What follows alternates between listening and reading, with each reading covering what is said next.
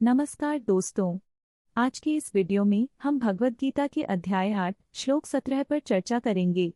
इस श्लोक के माध्यम से हम जीवन के गहरे रहस्यों को समझेंगे। अगर आपको हमारा कंटेंट पसंद आए तो कृपया लाइक करें और सब्सक्राइब करना न भूलें। तो चलिए शुरू करते हैं आज का विषय। अव्यक्तादीनि भूतानि व्यक्तमध्यांतिकारिणी उद्भवाति यथा तत्वं तत्वं न पुनर्जन्यते। जो प्राणी अव्यक्त से व्यक्त रूप में आते हैं वे व्यष्टि के मध्य में अस्तित्व में आते हैं।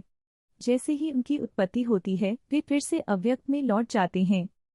भगवद गीता के इस श्लोक में भगवान श्री कृष्ण बताते हैं कि सभी जीवों का जन्म अव्यक्त रूप से होता है और वे फिर से अव्यक्त में लौट जाते हैं। यह श्लोक जीवन और मृत्यु के चक्र को दर्शाता है। यहाँ अव्यक्त से तात्पर्य है जो दिखाई नहीं देता और व्यक्त का अर्थ है जो प्रकट होता है। इस चक्र को समझना हमारे जीवन में संतोष और शांति लाने में मदद कर सकता है। जब हम जानते हैं कि जीवन का यह चक्र निरंतर चलता रहता है तो हम मृत्यु से भयभीत नहीं होते। हमें अपने कर्मों पर ध्यान केंद्रित करना चाहिए। एक बार की बात है, एक छोटे से गांव में एक किसान रामू रहता था। रामू बहुत मेहनती और ईमानदार था।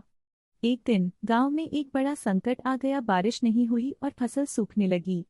रामू ने सोचा, अगर मेरी फसल बर्बाद हो गई तो मैं क्या करूंगा।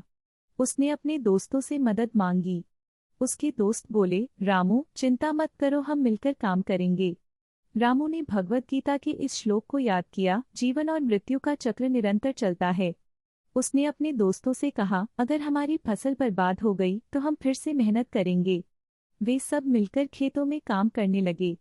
रामू ने सकारात्मकता से काम किया और धीरे धीरे आसमान में बादल छाने लगे। कुछ समय बाद बारिश हुई और उनकी फसल लहलहाने लगी। रामू ने अपने दोस्तों से कहा, देखो हमें कभी हार नहीं माननी चाहिए। उन्होंने मिलकर संकट का सामना किया और अंततः सफल हुए। इस कहानी से हमें यह सीखने को मिलता है कि जीवन के उतार चढ़ाव में भी हमें सकारात्मक रहना चाहिए।